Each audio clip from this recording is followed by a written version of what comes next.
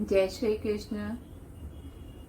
आज बात करते हैं हमारे कृष्ण कन्हैया जो माखन चोरी करते हैं, जिन्हें माखन मिश्री पसंद है, लेकिन उनका नाम लड्डू गोपाल क्यों पड़ा? माखन मिश्री खाने वाले हैं वो तो एक कहानी कहती है कि जब कृष्ण भगवान को देखने गोपियां आई थी तो एक गोपी ने उनके हाथ में लड्डू रख दिया था। नन्हा सा बच्चा, उसके हाथ में लड्डू, तभी से उनका नाम लड्डू गोपाल पड़ा। और एक कहानी कहती है कि भगवान कृष्ण के भक्त थे कुंभनदास जी। वो भगवान कृष्ण को भोग लगाए बिना कुछ भी काम नहीं करते थे, पूजा पाठ करते थे और कहीं आते जाते भी नहीं थे। एक बार कहीं भागवत कथा हो रही थी तो उन्हें जाना पड़ा, तो उन्होंने अपने बेटे रघुनंदन से कहा कि बेटा, मैंने प्रसाद बना दिया, तुम बस भगवान को भोग लगा देना, मैं शाम को आ जाऊंगा।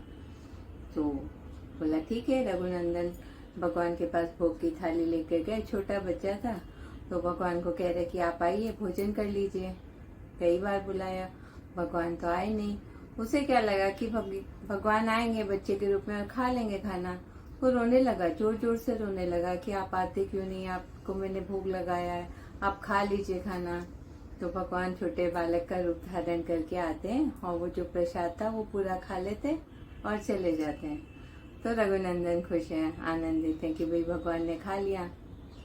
शाम को कुंभनदास जी आते हैं, बोला बेटा भोग लगा दिया था? बोला हाँ। तो बोला वो प्रसाद किधर है? बोला वो तो उन्होंने सब खा लिया। तो पिता ने सोचा शायद बच्चे को भूख लग गई होगी, इसने खा लिया होगा, कोई बात नहीं।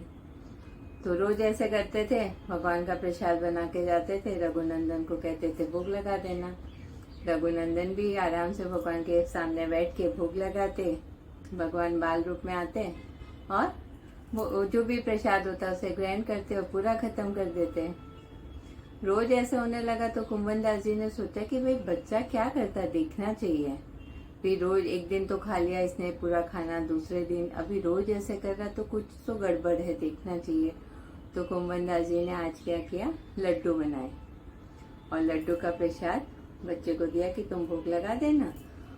और खुद पीछे छुप के देख रहे थे कि उनका पुत्र करता क्या है। तो देखते हैं तो वो भोग लगाता है, भगवान बाल रूप में आते हैं और कुंभनदास जी तो वो देख के ऐसे आनंदित होते, दौड़े चले आते हैं कि प्रभु के दर्शन हो रहे हैं मुझे मेरे पुत्र की वजह से। लेकिन जब वो आते हैं कुंभनदास जी सामने तो भगवान के हाथ में लड्डू होता है और एक हाथ में ऐसे लड्डू होता है, तो वो खाने को ही होते हैं। तभी आ जाते कुंभनदास जी तो भगवान वहीं जड़वत हो जाते हैं, यानी मूर्ति बन जाते हैं। फिर वो अपने उस रूप से वहां से चले जाते हैं। वहां पे एक मूर्ति बन जाती है जो एक छोटे बच्चे की, जिसके दोनों हाथ में लड्डू है। एक वो खाने की कोशिश में है और तभी कुंभनदास जी आ जाते हैं और भगवान वहां से चले जाते हैं।